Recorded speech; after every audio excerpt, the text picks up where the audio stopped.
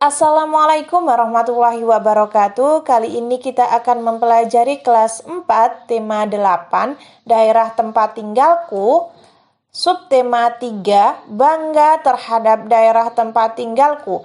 Pembelajaran 3. Coba kalian lihat, ini ada gambar Siti sedang berada di pinggiran pantai. Pada waktu liburan, Siti pulang ke kampung halaman ibunya di Yogyakarta. Siti mengunjungi neneknya. Rumah nenek Siti dekat dengan pantai. Siti senang membeli ikan di TPI. Apa itu TPI? Tempat pelelangan ikan. Siti membeli ikan bersama ibu. Di TPI banyak nelayan pulang melaut. Nah, dari ikan-ikan tersebut saya jadi keingat dengan suatu dongeng berjudul Nelayan dan Ikan Mas. Nah, seperti ini. Mari kita baca bersama-sama. Oh iya teman-teman, pada pembelajaran 3 ini banyak sekali loh bacaannya. Nah, mungkin ketika teman-teman jenuh dengan semua yang saya baca, kalian bisa menyekip ya. Di sini akan saya baca semuanya dan saya terangkan semuanya. Nelayan dan ikan mas. Dalam sebuah kisah diceritakan ada sepasang suami istri yang sudah tua dan hidup sederhana. Sebut saja kakek dan nenek. Mereka tinggal di gubuk reot di tepi pantai. Untuk memenuhi kebutuhan hidup sehari-harinya, kakek bekerja sebagai nelayan. Nenek di rumah mengerjakan pekerjaan rumah. Seperti hari-hari biasa, pagi itu kakek pergi ke laut mencari ikan. Kakek mencari ikan menggunakan jala. Hampir seharian kakek menjala. Tetapi kakek belum juga mendapat ikan. Hingga akhirnya jala kakek bergerak kencang. Kakek segera mengangkat jalannya. Ternyata kakek mendapatkan seekor ikan mas kecil. Alangkah terkejutnya kakek saat memegang ikan mas terdengar suara layaknya manusia. Suara itu berasal dari mulut ikan mas. Ternyata ikan mas hasil tangkapan kakek bisa berbicara. Ikan mas meminta tolong kepada kakek untuk dilepas kembali ke laut. Sebagai imbalannya, ikan mas akan memenuhi segala permintaan kakek. Akibat rasa kaget, tanpa berpikir panjang, kakek langsung melepas ikan mas kembali ke laut tanpa mengajukan permintaan apapun. Kakek pulang dengan tangan hampa karena seharian kakek tidak mendapatkan ikan. Tak pelak nenek yang sudah menunggu lama di rumah marah. Nenek bingung karena tidak ada yang bisa dimakan hari itu. Untuk menenangkan hati istrinya, kakek menceritakan pertemuannya dengan ikan mas ajaib yang bisa berbicara layaknya manusia dan berjanji mau memenuhi segala kebutuhannya atau segala permintaannya. Mendengar cerita kakek, nenek tambah marah karena kakek tidak meminta apapun dari ikan mas. Padahal hidup mereka serba kekurangan. Bak cucian lapuk dan tinggal di gubuk reot. Nenek menyuruh kakek kembali ke laut dan mengajukan permintaan kepada ikan mas. Nenek menginginkan bak cucian yang baru. Akhirnya kakek kembali ke laut dan meminta bak cucian baru kepada ikan mas. Sungguh ajaib, dalam waktu sekejap sudah ada bak cucian baru di rumah. Keajaiban itu ternyata tidak membuat nenek bersyukur. Sebaliknya, nenek semakin serakah. Nenek menyuruh kakek kembali lagi ke laut untuk mengubah gubuk reotnya menjadi rumah baru tanpa ada kayu lapuknya. Kakek pun menuruti keinginan nenek. Kembalilah kakek ke laut, menemui ikan mas dan menyampaikan keinginan istrinya. Sepulang dari laut, rumah kakek sudah berubah menjadi rumah baru tanpa ada kayu lapuknya. Sang nenek masih saja tidak puas dengan rumah barunya. Banyak permintaan yang nenek ajukan, mulai dari istana, menjadi penguasa provinsi atau gubernur, menjadi ratu. Semua sudah kakek sampaikan kepada ikan mas dan terkabulkan.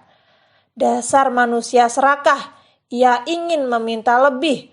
Akhirnya nenek menyuruh kakek meminta kepada ikan mas agar nenek menjadi dewi laut dan ikan mas menjadi pelayannya. Mendengar permintaan tersebut, ikan mas tidak menjawab apapun dan langsung kembali berenang ke laut. Ketika kakek pulang ke rumahnya, ia tidak melihat lagi istana dan pelayan-pelayan istrinya. Kakek hanya melihat gubuk reot dengan beberapa kayu lapuknya. Sementara nenek tampak duduk melamun memandangi bak cucian yang lapuk seperti sedia kala. Penyesalan atas keserakahan nenek pun tiada guna.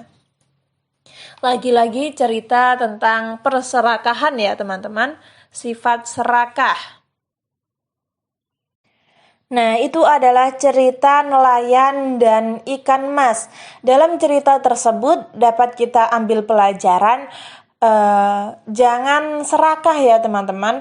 Cukup merasa bersyukur dengan apa yang sudah kita miliki. Setelah itu, pada halaman 143 ada beberapa pertanyaan. Mengapa cerita nelayan dan ikan mas disebut sebagai cerita fiksi? Karena cerita tersebut adalah cerita rekaan yang dibuat oleh pengarang berdasarkan imajinasinya, berdasarkan karangannya. Siapa sajakah tokoh-tokoh yang ada dalam cerita? Tadi ada kakek, nenek, dan ikan mas. Bagaimana sifat dari tokoh-tokoh tersebut? Nah, sifat nenek itu serakah dan tidak bersyukur. Kakek sabar dan penurut. Sedangkan ikan mas itu baik dan bijaksana. Hikmah apa yang bisa kamu petik dari cerita tersebut? Jangan lupa untuk selalu bersyukur dengan apa yang kita punya dan jangan serakah. Sikap apakah yang harus kita hindari agar kita bisa bersyukur atas nikmat Tuhan? Yang harus kita hindari adalah sikap serakah, karena agar kita selalu bersyukur kepada Tuhan yang Maha Esa. Nah, berdasarkan cerita nelayan dan ikan mas, kamu dapat memahami adanya tokoh dan peran tokoh.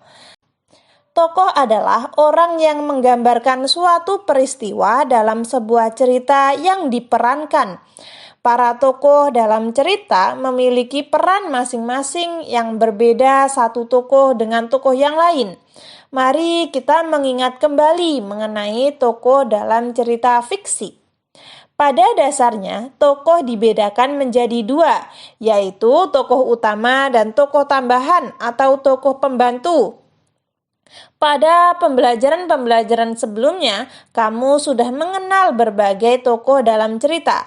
Mari kita mengingat kembali. Nah, tokoh utama. Apa sih itu tokoh utama? Tokoh utama adalah tokoh yang memiliki peran penting dalam suatu cerita. Tokoh utama paling banyak diceritakan. Lalu tokoh tambahan. Tokoh tambahan adalah tokoh yang memiliki peran tidak penting dalam cerita. Kehadiran tokoh tambahan sekedar menunjang tokoh utama. Selain ada tokoh utama dan tokoh tambahan, ada juga tokoh berdasarkan peran tokoh dalam sebuah cerita, yaitu tokoh protagonis dan antagonis. Apa sih Kak tokoh protagonis itu? Tokoh protagonis adalah tokoh yang memiliki watak baik sehingga disenangi dan digagumi pembaca. Protagonis itu pelaku yang memiliki watak baik ya teman-teman. Sedangkan antagonis itu tokoh yang tidak disenangi pembaca. karena perannya tidak sesuai dengan didambakan pembaca. Biasanya tokoh antagonis ini tokoh yang jahat atau tokoh yang menimbulkan konflik. Nah, itu adalah macam-macam tokoh, teman-teman. Ada tokoh antagonis, protagonis, tokoh utama, tokoh pendamping, atau pembantu. Nah, semua itu ada dalam sebuah cerita. Ayo berdiskusi. Ini ada pada halaman 145 yang paling bawah. Berdasarkan penjelasan tentang tokoh dan jenisnya, diskusikan bersama 2 orang temanmu tentang tokoh utama dan tokoh pembantu dalam cerita tersebut, cerita nelayan dan ikan mas. Selanjutnya, berdasarkan perannya, tuliskan tokoh protagonis, antagonis dalam cerita nelayan dan ikan mas. Ketika teman-teman di rumah tidak bisa berdiskusi dengan teman-teman kalian bisa berdiskusi dengan saya. Oke, kita mulai. Tokoh utamanya tadi ada kakek, pembantunya atau tokoh pembantu ada nenek dan ikan mas. Tokoh protagonis, tokoh yang baik itu kakek dan ikan mas, sedangkan tokoh antagonisnya nenek. Nah, ketika kalian mempunyai jawaban lain, kalian bisa tulis di komentar, karena ini kita sedang berdiskusi ya. Ketika kalian punya jawaban lain juga tidak apa-apa, kalian tulis di komentar. Peran tokoh dalam cerita sebenarnya menggambarkan peran manusia dalam kehidupan nyata. Dalam kehidupan nyata, manusia mempunyai karakter berbeda-beda. Ada yang berkarakter baik, ada yang berkarakter tidak baik, ada yang menyenangkan, ada yang tidak menyenangkan. Nah, semua itu merupakan keragaman karakteristik individu. Masyarakat Indonesia merupakan masyarakat plural atau majemuk atau berbeda. Artinya, masyarakat Indonesia terdiri atas beragam karakteristik yang berbeda-beda. Antara masyarakat satu dengan masyarakat yang lain itu pasti berbeda. Nah, apa sih Kak karakteristik itu? Karakteristik adalah karakter atau gaya hidup seseorang serta nilai-nilai yang berkembang secara teratur sehingga tingkah laku menjadi lebih konsisten dan mudah diperhatikan. Nah, kurang lebihnya karakteristik itu seperti sifat bawaan gitu ya teman-teman. Karakteristik juga berarti ciri atau karakter secara alamiah yang melekat pada diri seseorang. Jadi, karakteristik individu adalah ciri atau karakter yang melekat pada diri individu. Karakter individu dalam masyarakat Indonesia beragam jenisnya, di antaranya fisik, jenis keagamaan, jenis kegemaran, pekerjaan, ras, suku, pengetahuan, dan lain sebagainya. Keragaman karakteristik masyarakat Indonesia bukan penghambat persatuan dan kesatuan bangsa Indonesia. Keragaman karakteristik masyarakat Indonesia juga bukan sumber timbulnya konflik atau masalah. Sebaliknya, keragaman karakteristik masyarakat Indonesia merupakan kekayaan hasanah budaya bangsa yang dapat memperkukuh persatuan dan kesatuan Indonesia. Kita sebagai negara Indonesia hendaknya saling menghormati perbedaan karakteristik antar masyarakat. Banyak manfaat akan keragaman karakteristik masyarakat Indonesia. Contohnya, yang pertama, dapat belajar saling menghargai, belajar bersosialisasi. Bersosialisasi itu berbaur ya teman-teman, berbaur dengan masyarakat. Lalu toleransi. Toleransi itu saling menghargai. Lalu saling melengkapi sesama individu. Ada tetangga kita yang kegemarannya memasak. Nah, kita gemarnya makan. Itu kan saling melengkapi ya. Lalu hidup rukun dalam masyarakat. Nah, itu adalah karakteristik. Jadikan perbedaan itu sebagai pelengkap kita, sebagai sesuatu yang bermanfaat untuk hidup kita. Nah, di tempat kita, di tempat tinggal kita, di lingkungan kita itu banyak sekali perbedaan ya. Entah perbedaan usia, fisik, kegemaran, agama, dan suku. Nah, bagaimana sikap kita ketika dihadapkan dengan perbedaan semua itu? Mari kita bahas. Ketika berbeda usia, sikap kita harus saling menghargai cara berpikir teman yang belum dewasa atau yang masih kekanak-kanakan. Manfaat dari sikap tersebut adalah kita bisa hidup rukun dengan teman-teman kita. Saya akan memperbesar di sini agar tulisannya lebih jelas. Fisik. Nah, ketika ada perbedaan fisik, sikap kita harus menghargai teman yang memiliki perbedaan ciri fisik. Manfaatnya, kita juga bisa hidup rukun dengan teman. Ketika kegemaran, yang satu gemar bernyanyi, yang satu gemar menggambar. Nah, sikap kita harus menghargai teman yang berbeda kegemaran. Manfaatnya, hidup rukun dengan teman. Kak, kenapa kok sama hidup rukun dengan teman? Nah, karena kunci dari kerukunan itu adalah saling menghargai. Salah satu kunci dari kerukunan. Di sini saya pakai bahasa yang mudah difahami dan juga saya meringkas kalimatnya agar tidak terlalu panjang. Ketika berbeda atau beragam agamanya, sikap kita harus menghormati teman yang sedang beribadah sesuai dengan ajarannya. Manfaat dari sikap kita tersebut adalah hidup rukun bersama teman. Lalu ketika berbeda suku, harus menghargai adat dan kebiasaan teman yang berbeda suku. Manfaatnya adalah menambah wawasan tentang adat dan kebiasaan suku lain. Nah, itu akan membuat kita menjadi dewasa ya. Perbedaan tersebut akan membuat kita menjadi berpikir terbuka. Pekerjaan merupakan salah satu jenis karakteristik individu dalam masyarakat. Misalnya, petani merupakan pekerjaan mayoritas bangsa Indonesia. Apa sih Kak mayoritas? Nah, mayoritas itu adalah sebagian besar. Sebagian besar rakyat Indonesia itu sebagai petani. Karena apa? Karena negara kita negara agraris.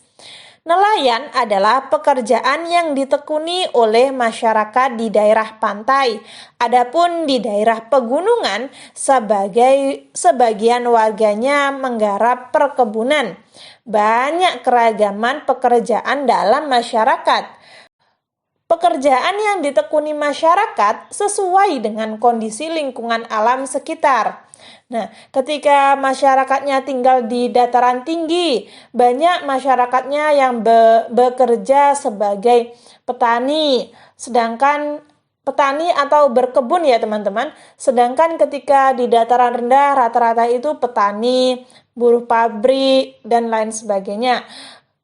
Itu berbeda-beda teman-teman. Nah, perbedaan tersebut termasuk keragaman dalam bidang pekerjaan. Pekerjaan merupakan salah satu bentuk kegiatan ekonomi. Kemarin kita sudah sempat mempelajari tentang kegiatan ekonomi, penghasil barang, penghasil jasa, produksi, konsumsi, dan lain sebagainya. Nah, di sini kita akan mempelajarinya lagi agar teman-teman lebih ingat tentang pembelajaran yang sudah kita pelajari. Pada dasarnya, pekerjaan dibedakan menjadi dua, yaitu pekerjaan yang menghasilkan barang. Nah, ini contohnya seperti pekerjaan yang menghasilkan suatu barang yang bisa dipergunakan oleh seseorang. Misalnya petani, nelayan. Petani itu kan menghasilkan padi, nelayan menghasilkan ikan, peternak menghasilkan daging, susu, dan lain sebagainya. Lalu ada pengrajin. Yang nomor 2 ada pekerjaan yang menghasilkan jasa. Nah, menghasilkan jasa ini contohnya guru. Apa sih yang dihasilkan guru? Kan tidak berbentuk ya teman-teman. Tidak nyata, barang tersebut tidak nyata, tapi dapat kita rasakan. Itulah yang dimaksud dengan penghasil jasa. Karena guru kita bisa membaca. Karena guru kita tahu akan ilmu-ilmu. Jasa itu seperti tidak bisa kita raba, tidak bisa kita lihat, namun bisa kita rasakan. Kurang lebih seperti itu pengertian dari jasa. Di sini saya memakai bahasa yang mudah difahami saja ya teman-teman. Setelah itu kita membentuk kelompok dan mengamati di sekeliling kita, di masyarakat kita. Pekerjaan apa saja yang ada di tempat kita. Misalnya petani. Nah, petani itu termasuk pekerjaan menghasilkan barang. Oh iya, di sini saya mau menambahkan sedikit. Ini pakai bahasa saya sendiri ya, teman-teman, agar teman-teman lebih mudah memahami. Pekerjaan menghasilkan barang itu seseorang yang bekerja dan hasilnya nyata, bisa kita lihat, bisa kita pegang. Nah, itu pekerjaan menghasilkan barang. Sedangkan pekerjaan menghasilkan jasa itu barang yang dihasilkan tidak bisa kita pegang, tapi bisa kita rasakan. Nah, kurang lebih seperti itu. Petani itu pekerjaan menghasil barang. Karena apa? Petani membajak sawah atau petani menanam padi kan bisa kita lihat, bisa kita pegang. Itu pekerjaan menghasilkan barang. Lalu guru itu pekerjaan menghasilkan jasa karena tidak bisa kita lihat, tidak bisa kita pegang. Namun jasa guru itu kita rasakan, kita menjadi pintar, kita tidak awalnya tidak bisa apa-apa, sekarang jadi bisa. Nah, itu adalah jasa guru. Lalu pijat. Nah, tukang pijat itu juga pekerjaan menghasil jasa. Tidak bisa kita pegang, namun bisa kita rasakan tubuh kita.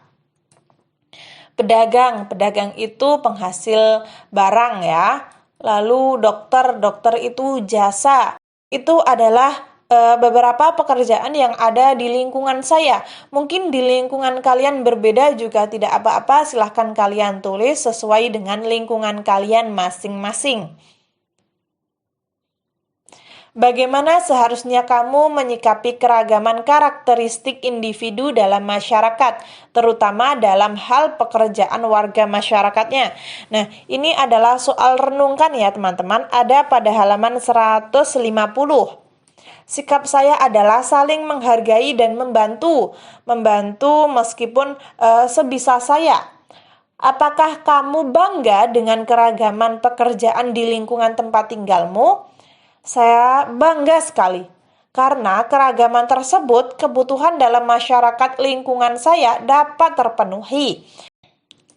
Kesimpulan, tadi kita sudah belajar apa saja. Yang pertama, membaca cerita fiksi. Yang kedua, mengamati keragaman karakteristik individu di sekolah. Dan yang terakhir, mengamati kegiatan ekonomi. Ketika teman-teman ada saran, masih kurang paham, atau mungkin saya salah ketik, salah pengucapan, kalian bisa tulis di komentar. Oh iya, di sini saya mau menambahkan. Kak, kenapa sih komentar kok jarang sekali dibales? Ada sebagian yang dibales, ada yang tidak. Nah, meskipun tidak saya bales, tapi saya lihat kok teman-teman. Jadi ketika kalian berkata atau mengomentari, Kak, terlalu cepat cara membacanya. Nah, saya lihat komentar kalian dan saya akan rubah pada video setelahnya, ya.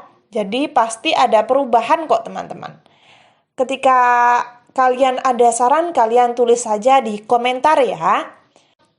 Wassalamualaikum warahmatullahi wabarakatuh.